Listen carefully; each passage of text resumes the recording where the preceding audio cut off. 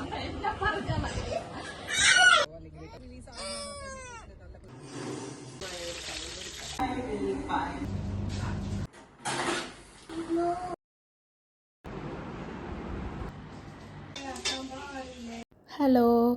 Good morning.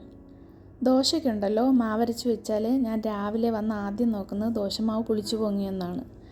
ഇപ്പോൾ summer ആയതുകൊണ്ട് കുഴപ്പമില്ല, വിൻ്ററായാൽ കുറച്ച് ബുദ്ധിമുട്ടാണ് കേട്ടോ മാവ് പുളിക്കാനായിട്ട്. ദോശയും ഒരു തക്കാളി ചമ്മന്തിയാണ് കേട്ടോ ഇന്ന് ഉണ്ടാക്കുന്നത്. ബ്രേക്ക്ഫാസ്റ്റൊക്കെ കഴിച്ചിട്ട് ഇന്ന് ഒരുപാട് കാര്യങ്ങൾ ചെയ്ത് തീർക്കാനുണ്ട്. നമ്മുടെ അപ്പാർട്ട്മെൻറ്റ് ഒന്ന് ഡീപ്പ് ക്ലീൻ ചെയ്തിട്ട് കുറച്ചധികം നാളായി. അപ്പോൾ ഇന്ന് ആ പണി അങ്ങ് ചെയ്തേക്കാമെന്ന് വിചാരിച്ചു. പെസ്റ്റ് കൺട്രോൾ ചെയ്യാൻ കൂടെ ബുക്ക് ചെയ്തിട്ടുണ്ട് കേട്ടോ. ക്ലീനിങ്ങിന് മുന്നേ ആയിട്ട് വേണം അത് ചെയ്യാനായിട്ട്. UAE പ്രത്യേകിച്ച് ദുബായ്, ഷാർജ പോലുള്ള നഗരങ്ങളിൽ വളരെ കോമൺ ആയിട്ടുള്ളൊരു പ്രശ്നമാണ് ഈ പാറ്റശല്യം. നമ്മൾ ഇടയ്ക്കിടയ്ക്ക് പ്രൊഫഷണൽ പെസ്റ്റ് കൺട്രോളും ഡീപ്പ് ക്ലീനിങ്ങും ഒക്കെ ചെയ്തു കൊടുക്കുകയാണെങ്കിൽ ആ ബുദ്ധിമുട്ട് ഒഴിവാക്കാൻ പറ്റും. ഇവിടുത്തെ ചൂടും ഈർപ്പവും കൂടിയ കാലാവസ്ഥയും അപ്പാർട്ട്മെൻറ്റുകളിലെ കോമൺ ഡ്രെയിനേജ് സിസ്റ്റമൊക്കെ കാരണമാണ് കേട്ടോ ഈ പാറ്റ പെരുകുന്നത്. പ്രശ്നം എന്താണെന്ന് വെച്ചാൽ പെസ്റ്റ് കൺട്രോൾ ചെയ്താലുണ്ടല്ലോ മിനിമം ഒരു 4 മണിക്കൂറെങ്കിലും കഴിഞ്ഞിട്ടേ പിന്നെ വീട്ടിൽ കയറാൻ പറ്റത്തുള്ളൂ. അത്രയും സമയം വീട് അടച്ചിട്ടിരിക്കണം, എങ്കിലേ ഈ പെസ്റ്റ് കൺട്രോൾ എഫക്റ്റീവ് ആവത്തുള്ളൂ. അതുമാത്രമല്ല, കുഞ്ഞുങ്ങളൊക്കെ ആ കെമിക്കലുമായിട്ട് എക്സ്പോസ്ഡ് ആകുന്നത് അത്ര സേഫും അല്ല.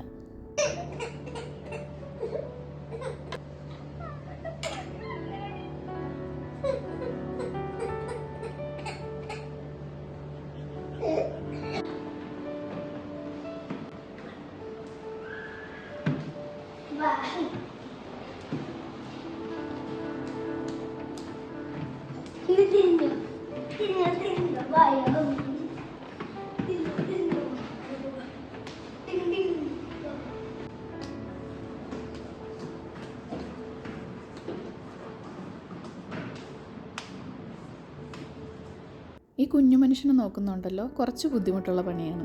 ഭക്ഷണം കഴിക്കത്തില്ല, ഉടുപ്പ് മാറാൻ സമ്മതിക്കത്തില്ല, വേറെ ഉടുപ്പിടാൻ സമ്മതിക്കത്തില്ല. ഇവനെ കൊണ്ട് ഇതൊക്കെ ചെയ്യിക്കണമെങ്കിലേ നല്ല കുസ്തി പിടിക്കേണ്ടി വരും. ഒരു ഉടുപ്പിടിക്കാനുള്ള ബഹളമാണ് കേട്ടോ ഈ കാണുന്നത്. അപ്പോൾ പറഞ്ഞു വന്നത് എന്താണെന്ന് വെച്ചാൽ പെസ്റ്റ് കൺട്രോളിൻ്റെ കാര്യമാണ്. നമ്മൾ ബ്രേക്ക്ഫാസ്റ്റൊക്കെ കഴിച്ചിട്ട് കുഞ്ഞുങ്ങളെയൊക്കെ റെഡിയാക്കി ചേച്ചിയുടെ വീട്ടിലേക്ക് പോവാണ് കേട്ടോ. കരാമയിലാണ് ചേച്ചി താമസിക്കുന്നത്. ഒരു ദിവസം അവിടെ നിന്നിട്ട് വൈകുന്നേരം നമ്മൾ തിരിച്ചു വരും. തിരിച്ചു വന്നിട്ട് വേണം വീടെല്ലാം ക്ലീൻ ചെയ്യാൻ. അതിനുവേണ്ടി ഒരാളെ വിളിച്ചിട്ടുണ്ട് കേട്ടോ. വൈകുന്നേരം ആകുമ്പോഴേക്കും ആ ചേട്ടൻ വരും. പെസ്റ്റ് കൺട്രോളിൻ്റെ ആൾക്കാർ വരുന്നതിന് മുമ്പ് നമുക്ക് ഫുഡൊക്കെ കഴിച്ച് റെഡി ആവണം. കിച്ചണിലും ബെഡ്റൂമിലുള്ള സാധനങ്ങളൊക്കെ അതിനു മുമ്പ് ഒന്ന് എടുത്ത് ഹാളിലേക്ക് വെക്കണം. കുഞ്ഞിൻ്റെ ഡ്രസ്സും ടോയ്സും എല്ലാം ആ കെമിക്കലുമായിട്ടൊന്നും എക്സ്പോസ്ഡ് ആവാതെ ഒന്ന് എടുത്തു മാറ്റി വയ്ക്കണം. കുഞ്ഞിൻ്റെ സാധനങ്ങളെല്ലാം നമ്മുടെ തൊട്ടടുത്ത വീട്ടിൽ താമസിക്കുന്ന ഫ്രണ്ട്സിൻ്റെ അടുത്ത് ഏൽപ്പിച്ചിട്ടാണ് കേട്ടോ ഞങ്ങൾ പോകുന്നത്.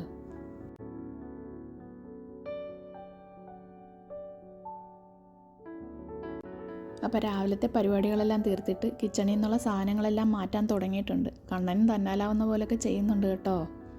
കാണുമ്പോൾ വളരെ ചെറിയൊരു സ്പേസ് ആണെന്ന് തോന്നിയാലും സാധനങ്ങൾ എടുത്തു തുടങ്ങുമ്പോഴാണ് കേട്ടോ മനസ്സിലാവുന്നത് ഇതിൻ്റെ ഉള്ളിൽ ഇത്രയധികം സാധനങ്ങളുണ്ടായിരുന്നെന്ന്. കിച്ചണിലുള്ള മുഴുവൻ സാധനങ്ങളും എടുത്ത് മാറ്റുന്നുണ്ട് കേട്ടോ. ഹോളിലേക്കാണ് എല്ലാം കൂടി കൊണ്ടുവന്ന് വെക്കുന്നത്. കിച്ചൺ ഐറ്റംസ് ഒരുപാട് എക്സ്പോസ് ആവാത്ത രീതിയിൽ ഹോളിൻ്റെ മിഡിലായിട്ടാണ് കേട്ടോ കൊണ്ടുവയ്ക്കുന്നത്.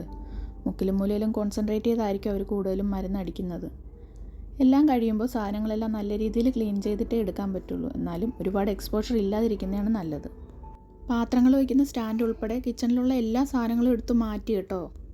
കിച്ചൺ ഫുള്ള് കാലിയാക്കിയിട്ടാണ് അവർ സ്റ്റാർട്ട് ചെയ്തത്. കിച്ചൺ തന്നെയാണ് അവർ മെയിനായിട്ട് കോൺസെൻട്രേറ്റ് ചെയ്തതും. സാധനങ്ങളെല്ലാം എടുത്ത് മാറ്റിയപ്പോൾ തന്നെ അവർ വന്ന് അവരുടെ ജോലി തുടങ്ങി. കിച്ചണിൽ മരുന്ന് സ്പ്രേ ചെയ്യുവാണ് കേട്ടോ ചെയ്യുന്നത്. ബാക്കിയുള്ളിടത്ത് ഈ വാതിലിൻ്റെ പുറകിലും ഫർണിച്ചറിൻ്റെ അടിയിലും ബാത്റൂമിലും ഒക്കെ ജെൽ ഗൺ വെച്ചിട്ട് ജെൽ ബൈറ്റ് ഇട്ട് വയ്ക്കുവാണ് കേട്ടോ ചെയ്യുന്നത്. അതാണ് കുറച്ചുകൂടി എഫക്റ്റീവ്. കിച്ചണിൽ സ്പ്രേ ചെയ്യുന്ന മരുന്ന് നമ്മൾ ഡീപ്പ് ക്ലീൻ ചെയ്യുന്ന സമയത്ത് പോകും. ഈ ജെൽ ബൈറ്റ് ഇരുന്നിട്ടാണ് ഈ പെസ്റ്റ് കൺട്രോൾ കുറച്ചുകൂടി ലോങ് ലാസ്റ്റിംഗ് ആയിട്ട് വയ്ക്കുന്നത്. കുഞ്ഞുള്ളത് കാരണം അവർ വന്ന സമയത്ത് ഞാൻ പുറത്തേക്ക് ഇറങ്ങി കേട്ടോ. അത് കാരണം അവരെന്താ ചെയ്തതെന്ന് കൂടുതലായിട്ട് ഞാൻ കണ്ടില്ല. ഒരു 15 മിനിറ്റിനുള്ളിൽ തന്നെ എല്ലാം കഴിഞ്ഞു കേട്ടോ. ഞങ്ങൾ അപ്പം തന്നെ ചേച്ചിയുടെ വീട്ടിലേക്ക് ഇറങ്ങി.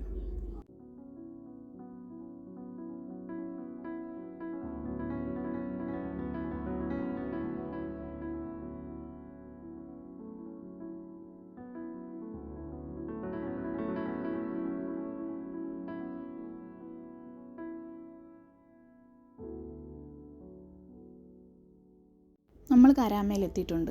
ഇതാണ് കേട്ടോ ചേച്ചിയുടെ അപ്പാർട്ട്മെൻറ്റ്. ഇതും ഒരു 1 ബെഡ്റൂം അപ്പാർട്ട്മെൻറ്റാണ്. പക്ഷേ ഇത് നല്ല സ്പേഷ്യസ് ആയിട്ടുള്ളൊരു ഫ്ലാറ്റാണ് കേട്ടോ. കരാമയിലായതുകൊണ്ടും നല്ല സ്പേഷ്യസ് ആയതുകൊണ്ടും റെൻറ്റ് ഭയങ്കര കൂടുതലാണ് കേട്ടോ ഇവിടെ. ഇത് ഒരുപാട് ചെടികളൊക്കെ വെച്ച് നല്ല ഭംഗിയായിട്ട് മെയിൻറ്റെയിൻ ചെയ്തിട്ടുള്ളൊരു ഫ്ലാറ്റാണ് കേട്ടോ. ചേച്ചിയും ചേട്ടനും അവരുടെ മോളുമാണ് കേട്ടോ ഇവിടെ താമസിക്കുന്നത്.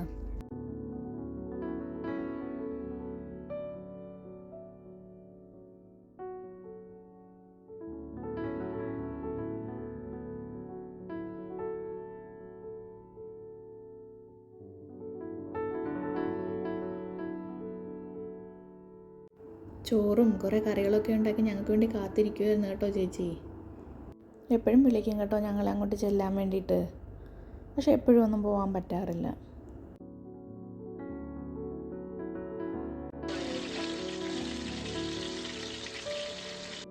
ഊണ് കഴിക്കലും ചായ കുടിയൊക്കെ കഴിഞ്ഞ് ഒരു 4:30 ആയപ്പോഴത്തേക്കും ഞങ്ങൾ അവിടെ നിന്ന് ഇറങ്ങി കേട്ടോ.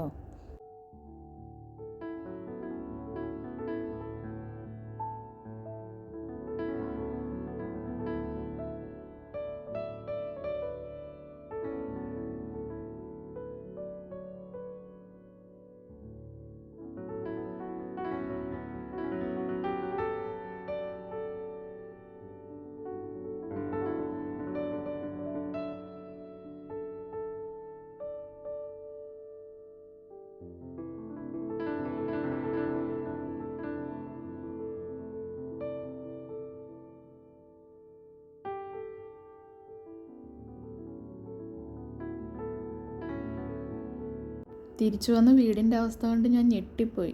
നല്ല അലങ്കോലമായി കിടക്കുമായിരുന്നു. ഇതെന്ന് വൃത്തിയായി തീരുമെന്നാണ് കേട്ടോ ഞാൻ ആലോചിച്ചത്. എന്തായാലും ഞങ്ങൾ വന്നപ്പോഴേക്കും ക്ലീൻ ചെയ്യാൻ വന്ന ചേട്ടൻ വെയിറ്റ് ചെയ്ത് നിൽക്കുന്നുണ്ടായിരുന്നു. വന്നപാടെ തന്നെ ഓരോരുത്തരും ഓരോ അറ്റത്തുനിന്ന് പണി തുടങ്ങി. വീട് ക്ലീൻ ആവാതെ കുഞ്ഞിനകത്ത് കയറ്റാൻ പറ്റാത്ത കാരണം അവനെ ഫ്രണ്ട്സിൻ്റെ റൂമിൽ കൊണ്ട് ഉറക്കി കിടത്തി കേട്ടോ.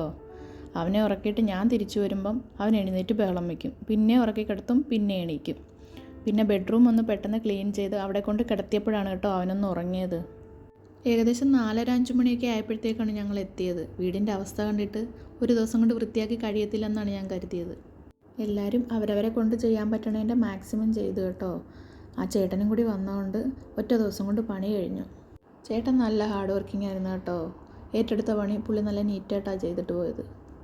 എല്ലാം കഴിഞ്ഞപ്പോൾ നല്ല ലേറ്റായി. നാളെ കൂടെ ചെയ്താലേ കഴിയുള്ളൂ കേട്ടോ ഞാൻ കരുതിയത്.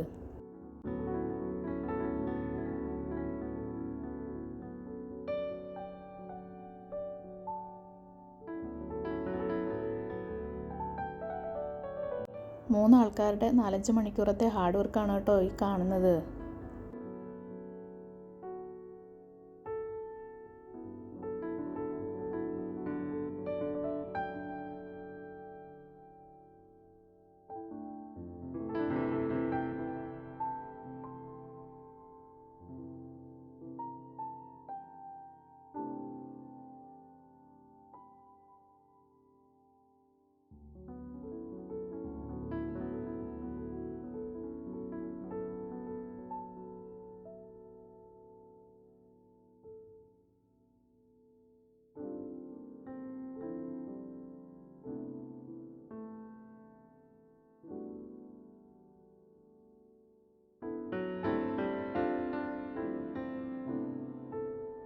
പണിയൊക്കെ തീർത്ത് കുളിച്ച് ഭക്ഷണം കഴിക്കാൻ ഇരുന്നു കേട്ടോ.